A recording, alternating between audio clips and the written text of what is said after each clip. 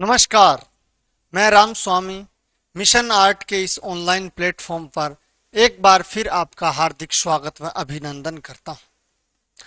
आज हम सिंधु घाटी की कलाएं जो कक्षा 11 का अध्याय नंबर 2 हम पढ़ रहे थे, उसका पार्ट नंबर 3 हम पढ़ने जा रहे हैं, जो स्माइल 3.0 और आओ घर से सीखे कार्यक्रम के तहत ये वीडियो बनाए जा रहे हैं। इन वीडियो को ज्यादा से ज्यादा शेयर करें ताकि कक्षा 11 के विद्यार्थियों के लिए और कला से संबंधित जितने भी विद्यार्थी हैं उनको ज्यादा से ज्यादा फायदा हो सके। आज हम पढ़ेंगे मृद भांड के बारे में। सिंधु घाटी सभ्यता में जो हमें मृद भांड मिले, वो मृद भांड किस प्रकार के मिले। इन पुरास्थलों से बड़ी संख्या में प्राप्त मृद भांडों यानी मिट्टी के बर्तनों की शक्ल सूरत तथा इन्हें बनाने की शैलियों से हमें तत्कालीन डिजाइनों के भिन्न भिन्न स्वरूपों तथा विषयों के विकास का पता चलता है कि सिंधु घाटी सभ्यता में मृद भांड यानी मिट्टी के बर्तन किस प्रकार से बनाए गए और कैसे।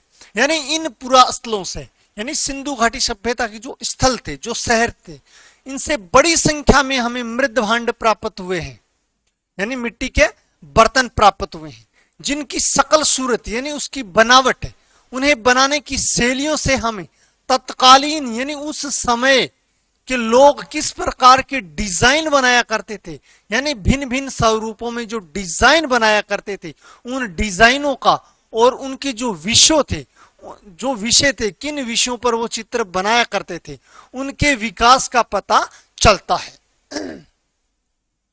सिंधु घाटी में पाए गए मिट्टी के बर्तन अधिकतर कुम्हार की चाक पर बनाए गए बर्तन हैं।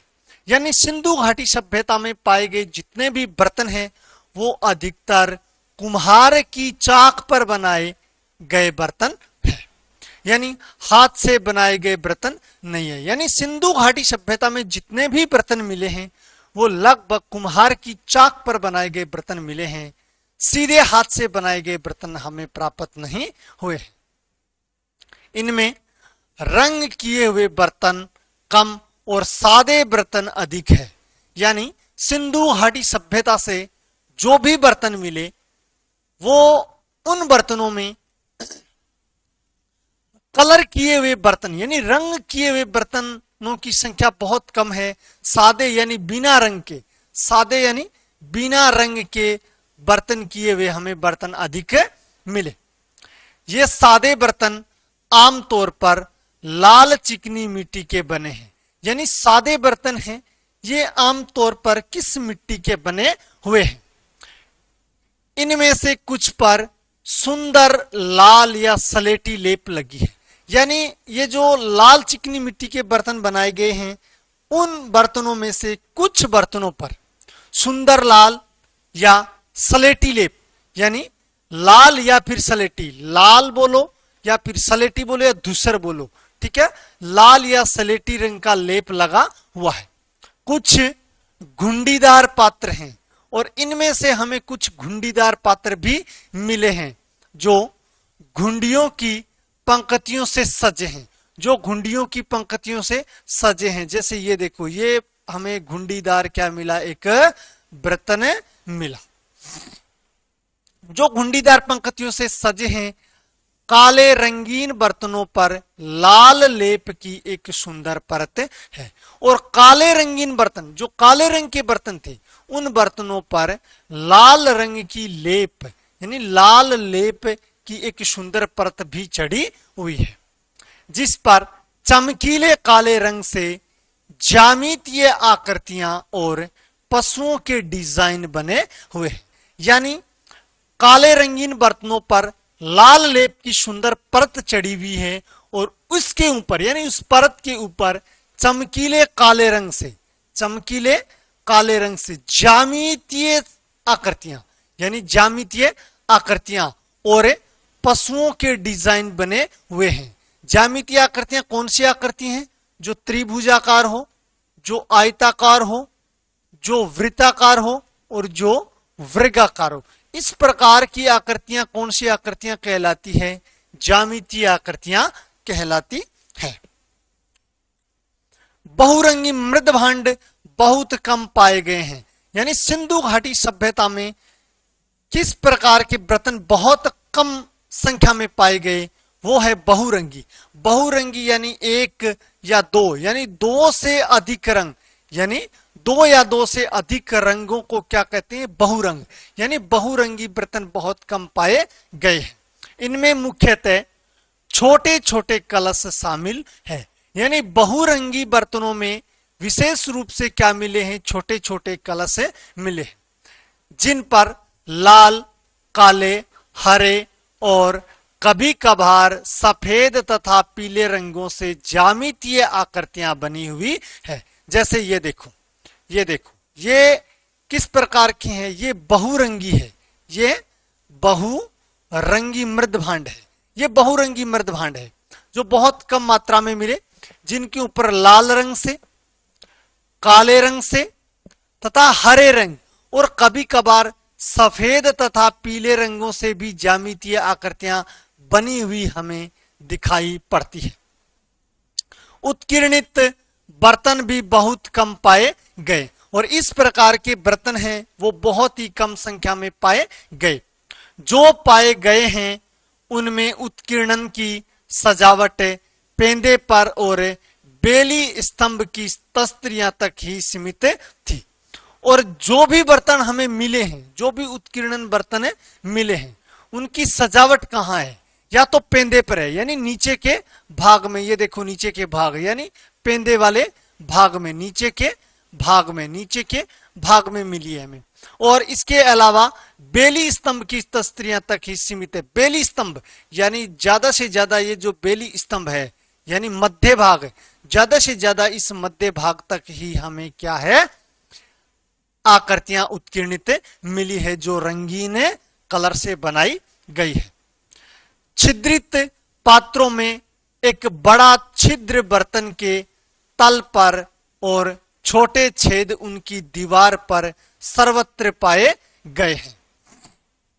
यानी छिद्रित पात्रों में, जिन पात्रों में छिद्र हैं, जैसे ये बीच में बनाए गए हैं, इसका जो मुंह है बनाया गया है, इसे छिद्र, यानी इसे बोलते हैं छिद्रित पात्र।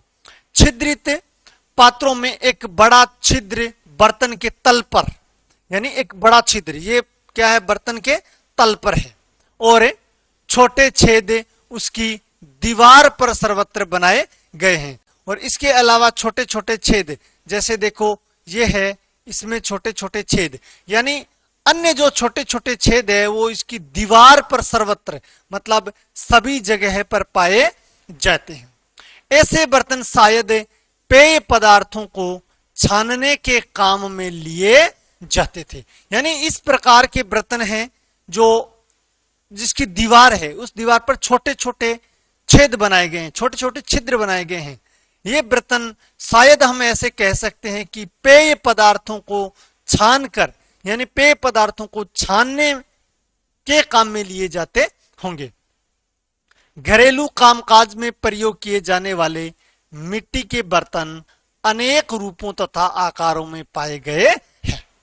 यानी घरेलू कामकाज में प्रयोग किए जाने वाले बर्तन, यानी घर में काम लिए जाने वाले मिट्टी के बर्तन अनेक रूपों तथा अनेक प्रकार के आकारों में पाए गए।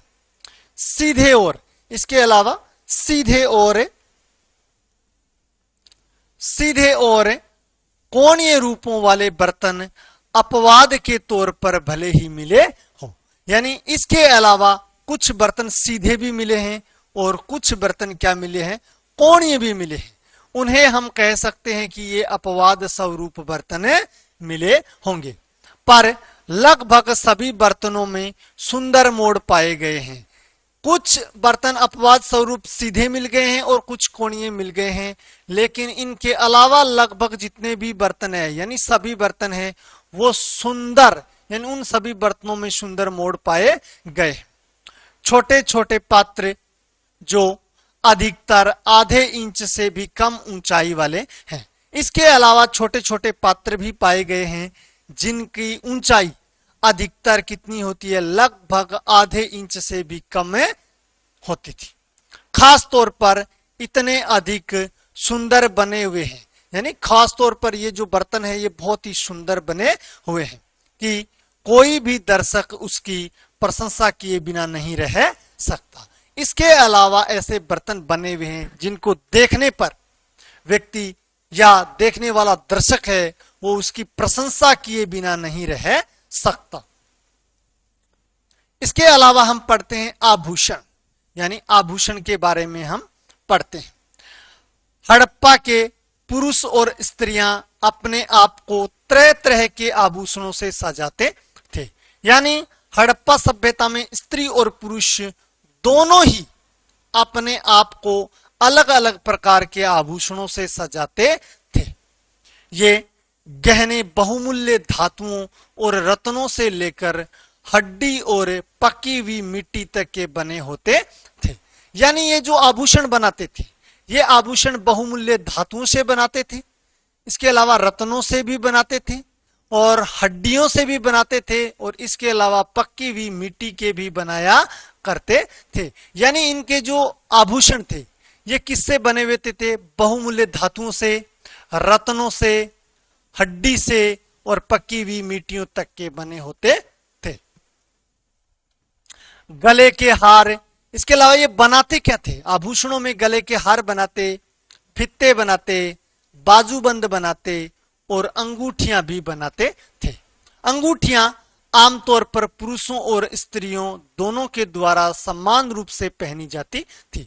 यानी ये जो आभूषण बनाते थे तो ये गले के हार, यानी गले के लिए तो हार बनाते, फीता बनाते, इसके अलावा बाजूबंद भी बनाते और अंगूठियां यानी अंगुली में डालने के लिए अंगूठियां बनाते, जो आमतौर पर पुरुष और स्त्रियां दोनों समान रूप से पहनी जाती थी। पर करधनियां, इसके अलावा कमर पर बांधने के लिए करधनियां, बुंदे यानी कान में डालने के लिए बूंदे बोलो या फिर कर्णफूल डालो बोलो, और पैरों के कड़े या पेजनियां यानी पैरों में पहनने के लिए कड़े बनाते थे या फिर पेजनियां बनाया करते थे, स्त्रियां ही पहना करती थी। ये जो करधनी है, बुंदे हैं यानी कर्णफूल है, पैरों के कड़े हैं, पायजनियां हैं, ये विशेष रूप से स्त्रियां ही पहना करती थी। मोहनजोदड़ो और लोथल से ढेरों गहने मिले हैं, यानी मोहनजोदड़ो और लोथल सिंधु घाटी सभ्यता के ऐसे शहर हैं जहां से ढेरों यानी बहुत सारे आभूषण मिले हैं, जिनमें सोने और बहुमूल्य नगों के हार, यानी सोने और बहुमूल्य नगों के हार कहां से मिले, मोहनजोदड़ो और लोथल से मिले। तांबे के कड़े भी मिले, तांबे के कड़े और मनके मिले, सोने के कुंडल मिले, बूंदे बोलो या झुमके बोलो या कर्णफूल बोलो, यानी जो कान में डाले जाते थे, बूंदे, झुमके और शीर्ष आभूषण यानी सिर पर पहने जाने वाला आभूषण, लटकने तथा बटने और सेल खड़ी के मनके तथा बहुमूल्य रत्न शामिल है। यानी बूंदे मिले, झुमके मिले और शीर्ष आभूषण मिले, लटकने तथा बटने यानी लटकने के लिए कानों में पहनते तो वो लटकते, लटकने तथा बटने यानी बटन के समान, और सेल खड़ी के मन के यानी सेल खड़ी के मन के, सेल खड़ी पक्की हुई मिट्टी, सेल खड़ी के मन के तथा बहुमूल्य रत्न भी इसमें शामिल है। सभी आभूषणों को सुंदर ढंग से बनाया गया है। इसमें जितने भी आभूषण सिंधु घाटी सभ्यता में बनाए गए वो बहुत ही सुंदर ढंग से बनाए गए। यह ध्यान देने वाली बात है कि हरियाणा के फरमाना पुरा स्थल पर एक कब्रिस्तान मिला जिसे समाधान भी कहा जाता है, एक कब्रिस्तान पाया गया। तो हरियाणा के फरमाना पुरा स्थल मतलब फरमाना नामक जो प्राग ये जो अर्ध ऐतिहासिक काल का यानी सिंधु घाटी सभ्यता का जो स्थल है फरमाना, वहां से एक कब्रिस्तान भी पाया गया, कब्रिस्तान भी मिला जहां शवों को गहनों के साथ दफनाया गया है। सीधा प्रश्न आता है कि सिंधु घाटी सभ्यता के वह कौन से स्थान है जहां शवों को गहनों के साथ दफनाया गया, तो वो था हरियाणा का फरमाना स्थान। चन्हूदड़ो और लोथल में पाई गई कार्यशालाओं से पता चलता है कि मनके बनाने का उद्योग काफी अधिक विकसित था। यानी चन्हूदड़ो और लोथल से क्या मिली? कार्यशालाएं मिली, उद्योगशालाएं मिली, जो किसके थे? मनके बनाने के उद्योग थे। इससे यह पता चलता है कि मनके बनाने के उद्योग काफी अधिक विकसित था। मनके, कार्निलियन, जमुनिया, सूर्यकांत, सफ्टिक, कांचमणि, सेलखड़ी, फिरोजा, लाजवर्दमणि आदि के बने होते थे। यानी जो मनके बनाए जाते थे, जो मोती बनाए जाते थे, वो किसके बनाए जाते थे? कार्निलियन के, याद रखना, कार्निलियन के, जमुनिया के, सूर्यकांत के, सफ्टिक, कांचमणि, सेलखड़ी, फिरोजा और लाजवर्दमणि आदि से क्या बनाए जाते थे? मनके बनाए जाते थे, यानी मनके बने होते थे। इसके अलावा तांबा, कांसा और सोने जैसी धातुएं और शंख की सीपियां और पक्की हुई मिट्टी के भी मनके बनाने के काम में आती थी। यानी इन चीजों के अलावा तांबा, कांसा, सोने जैसी धातुएं और शंख की सीपियां पक्की मिट्टी के मनके के काम में भी आती थी। यानी ये भी पक्की मिट्टी भी मनके बनाने के काम में आया करती थी, यानी आती थी। मनके तरह तरह के रूप और आकार के होते थे। यानी मनके अलग अलग प्रकार के, यानी अलग अलग रूप होता था और उनका आकार भी क्या था? अलग अलग हुआ करता था। कोई तस्त्री नुमा होता था, कोई बेलनाकार, तो कोई गोल और कोई डोलाकार। यानी जो मनकों का आकार था वो या तो तस्त्री नुमा होता था, जैसे ऐसे तस्त्री नुमा, ये हो गया आपका तस्त्री नुमा। इसके अलावा कुछ हुआ करते थे आपके बेलनाकार, कुछ आपके हुआ करते थे बेलनाकार, इस प्रकार के, यानी इस प्रकार के। कुछ बेलनाकार भी हुआ करते थे, कुछ ऐसे गोल हुआ करते थे और कुछ हुआ करते थे ऐसे ढोलाकार, यानी ढोलकाकार, यानी ढोलाकार बोलो या डोलकाकार बोलो, ऐसा होता था।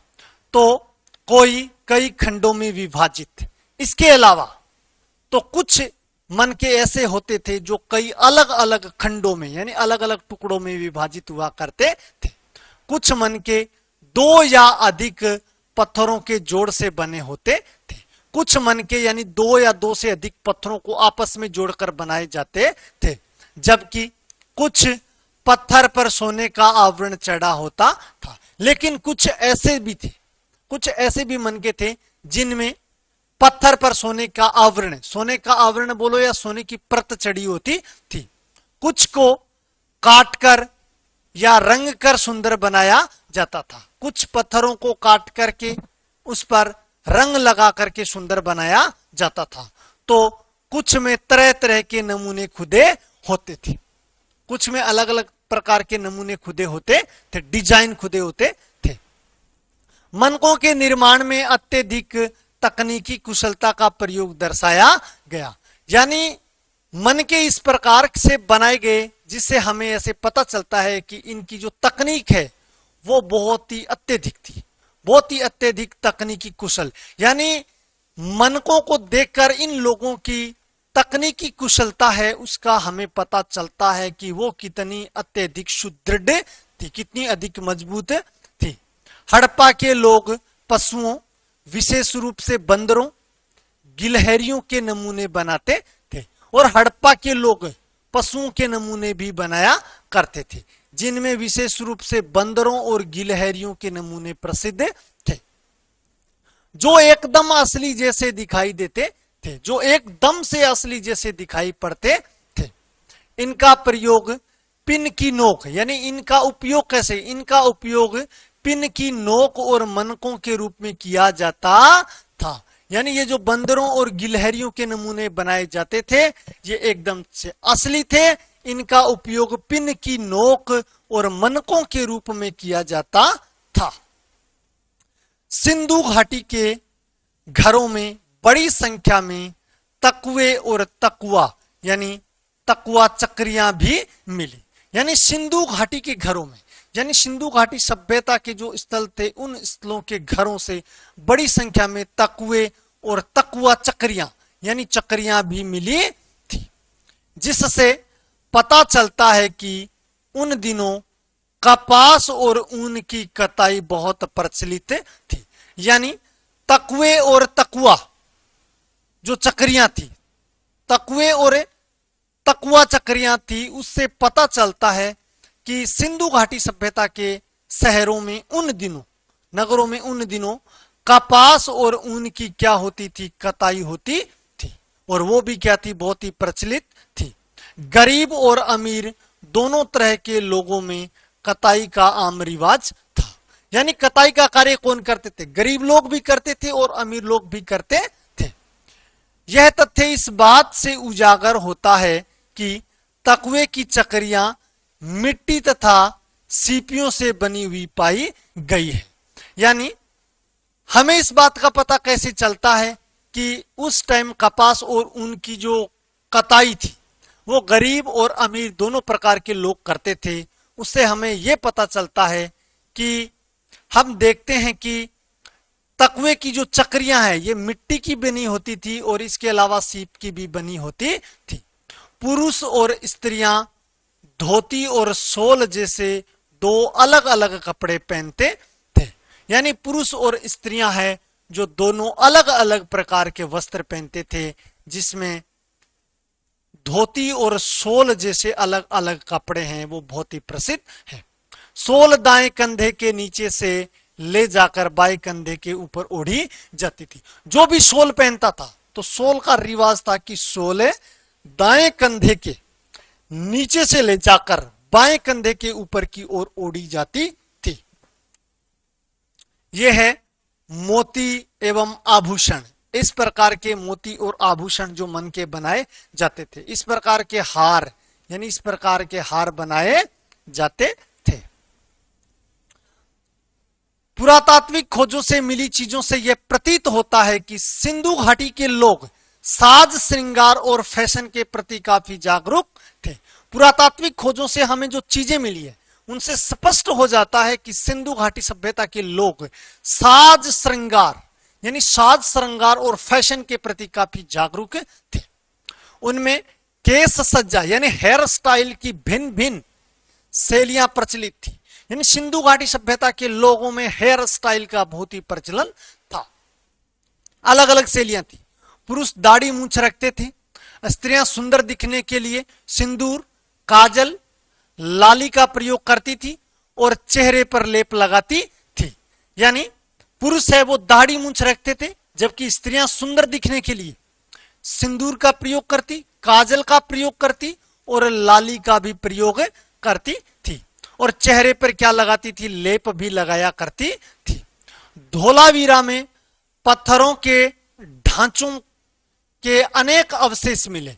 यानी धोलावीरा में पत्थरों के ढांचों यानी पत्थरों के ढांचों के अनेक अवशेष मिले, जिनसे यह प्रकट होता है कि सिंधु घाटी के लोग अपने घर आदि के निर्माण में पत्थर का प्रयोग करते थे। यानी जो धोलावीरा में पत्थरों के ढांचों के अनेक अवशेष मिले, यानी पत्थरों की जो ढांचे मिले, उन ढांचों से यह प्रकट होता है कि सिंधु घाटी सभ्यता के लोग अपने घरों आदि के निर्माण में पत्थर का भी प्रयोग किया करते थे। सिंधु घाटी के कलाकार एवं शिल्पकार अनेकों शिल्पों में अत्यधिक पारंगत थे।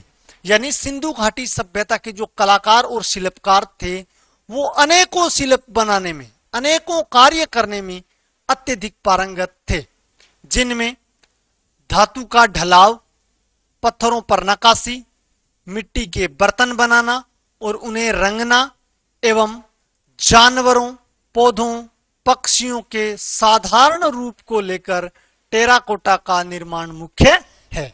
यानी कलाकार और शिल्पकार वे लोग पारंगत थे, ये इस बात से पता चलता है कि ये लोग धातु का ढलाव यानी धातु की ढलाई करना भी जानते थे, पत्थरों पर नक्काशी करना भी जानते थे, मिट्टी के बर्तन बनाना जानते थे, उन्हें रंगना भी जानते थे, जानवरों, पौधों, पक्षियों के साधारण रूप को लेकर टेराकोटा यानी टेराकोटा पक्की हुई मिट्टी की मूर्तियां बनाने में ये भी लोग क्या थे, माहिर थे। ये है टेराकोटा के खिलौने। अब हम जितना लेसन पढ़ा है उससे संबंधित प्रश्नों के उत्तर भी देख लेते हैं। मृदभांड यानी मिट्टी के बर्तन किस पर बनाए गए, यानी सिंधु घाटी सभ्यता बोलो या फिर हड़प्पा सभ्यता में मिट्टी के बर्तन किस पर बनाए गए? तो ऑप्शन रहेगा कुम्हार की चाक पर, कुम्हार की चाक पर। प्रश्न ऐसे भी आ सकता है सिंधु घाटी यानी सिंधु घाटी सभ्यता में, सिंधु घाटी सभ्यता में मृदभांड यानी मिट्टी के बर्तन किस पर बनाए गए? तो मिट्टी के बर्तन किस पर बनाए गए? कुम्हार की चाक पर बनाए गए। प्रश्न नंबर 2, सिंधु घाटी सभ्यता के समय जो बर्तन बनाए गए, जो बर्तन बनाए गए वो किससे बनाए गए? यानी सिंधु घाटी सभ्यता के समय जो बर्तन बनाए गए वो बर्तन किससे बनाए गए? एक तो याद रखना कि ये बर्तन जितने भी बनाए गए ये कुम्हार की चाक पर बनाए गए और ये बर्तन लाल चिकनी मिट्टी से बनाए गए। अगला प्रश्न, सिंधु घाटी सभ्यता से प्राप्त बहुरंगी मिट्टी के बर्तनों पर कौन से रंगों से व किस तरह की आकृति बनाई गई है? यानी सिंधु घाटी सभ्यता से जो बहुरंगी बर्तन प्राप्त हुए हैं, बहुरंगी मिट्टी के जो बर्तन प्राप्त हुए हैं उन पर कौन कौन से रंगों से यानी कौन कौन से रंगों से व किस तरह की आकृति बनाई गई है? तो इन पर लाल, काले, हरे और कभी कभी सफेद तथा पीले रंगों से ज्यामितीय आकृतियां बनाई गई है। मैंने बताया था पढ़ाते टाइम कि बहुरंगी बर्तन हैं वो बहुत कम संख्या में मिले और जो मिले वो लाल, काले, हरे, सफेद और पीले रंगों के प्रयोग करके बनाए गए और ये बर्तन हैं जो ज्यामितीय आकृति में बनाए गए। इन बर्तनों पर जो आकृतियां बनाई गई वो ज्यामितीय आकृतियां बनाई गई। सिंधु घाटी सभ्यता में आभूषण किससे बनाए गए? यानी सिंधु घाटी सभ्यता में जो आभूषण बनाए गए वो आभूषण किससे बनाए गए? आभूषण बनाए गए बहुमूल्य धातुओं से, रत्नों से, रत्नों से लेकर हड्डी यानी रत्नों के भी बनाए गए, हड्डी के भी बनाए गए और पक्की मिट्टी तक के भी बनाए गए यानी पक्की मिट्टी के भी बने होते थे। तो सिंधु घाटी सभ्यता में आभूषण किससे बनाए गए? तो बहुमूल्य धातुओं से, रत्नों से लेकर हड्डियों तक और पक्की मिट्टी तक के भी बने होते थे। क्या बने होते थे? आभूषण बने होते थे। सिंधु घाटी से कौन कौन से आभूषण प्राप्त हुए? यानी सिंधु घाटी सभ्यता से कौन कौन से आभूषण प्राप्त हुए? गले के हार यानी गले में पहनने के लिए हार प्राप्त हुआ, फीते प्राप्त हुए, बाजूबंद भी प्राप्त हुए और इसके अलावा अंगूठियां यानी अंगुलियों में डालने की अंगूठियां और पैरों में पहनने के लिए कड़े और पेजनियां भी प्राप्त हुई थी। तो प्रश्न सीधा आता है सिंधु घाटी सभ्यता से कौन कौन से आभूषण मिले? तो गले के हार, फीते, बाजूबंद, अंगूठियां, पैरों के कड़े और पेजनियां। एक कब्रिस्तान से शवों को गहनों के साथ यानी एक कब्रिस्तान से शवों को गहनों के साथ दफनाया गया यानी एक ऐसी जगह है जहां से एक कब्रिस्तान मिला और उस कब्रिस्तान में शवों को गहनों के साथ दफनाया गया के अवशेष हरियाणा में कहां से प्राप्त हुए? हरियाणा से मिले और हरियाणा में कहां से प्राप्त हुए? तो हरियाणा के फरमाना यानी हरियाणा के कौन से स्थान है? फरमानापुरा स्थल या फरमाना स्थान से प्राप्त हुए। मनके बनाने के उद्योग या कारखाने यानी मनके बनाने के उद्योग या कारखाने सिंधु घाटी सभ्यता में कहां से प्राप्त हुए? तो दो स्थानों से प्राप्त हुए। एक तो चन्हुदड़ो यानी चन्हुदड़ो बोलो या चन्हुदड़ो बोलो, चन्हुदड़ो यानी चन्हुदड़ो या चन्हुदड़ो। और दूसरा स्थल कौन सा है? लोथल। अगला प्रश्न, मनके किससे बनाए जाते थे? यानी ये जो मनके बनाए जाते थे, मनके बनाने के जो कारखाने थे वो चन्हुदड़ो और लोथल में थे। तो ये मनके किससे बनाए जाते थे? तो मनके बनाए जाते थे कार्निलियन, जमुनिया, सूर्यकांत, स्फटिक, कांचमणि, सैलखड़ी, फिरोजा, लाजवर्दमणि, तांबा, कांसा और सोने और शंख की सीपियां यानी शंख सीपियां यानी शंख की सीपियां और पक्की मिट्टी से बनाए जाते थे। तो याद रखना, मन के किससे बनाए जाते थे? कार्निलियन, जमुनिया, सूर्यकांत, स्फटिक और कांचमणि। इसके अलावा सैलखड़ी, फिरोजा, लाजवर्दमणि, तांबा, कांसा, सोने और शंख सीपियां और पक्की मिट्टी आदि के बनाए जाते थे। सिंधु घाटी सभ्यता में मनके किस आकार के बनाए जाते थे? यानी सिंधु घाटी सभ्यता में जो मनके बनाए जाते थे उनका आकार क्या रहता था? तो उनका आकार रहता था तस्तरीनुमा, बेलनाकार, गोल और डोलनाकार। यानी डोलकाकार बोलो या फिर डोलनाकार बोलो। तो तस्तरीनुमा, बेलनाकार, गोल और डोलनाकार या फिर बोलो आप डोलकाकार। यानी डोलकाकार बोलो या फिर डोलनाकार बोलो, या फिर आप उसे चकोर भी बोले सकते हैं। यानी चकोर भी बनाए गए थे। Thanks for watching. Please like, comment and share this video. इस वीडियो को ज्यादा से ज्यादा लाइक करो, कमेंट करो और शेयर करो। क्योंकि ये वीडियो कला के विद्यार्थियों के लिए बहुत ही महत्वपूर्ण होता है। मिलते हैं अपने नेक्स्ट पार्ट में। तब तक के लिए वंदे मातरम, जय हिंद, जय जय राजस्थान।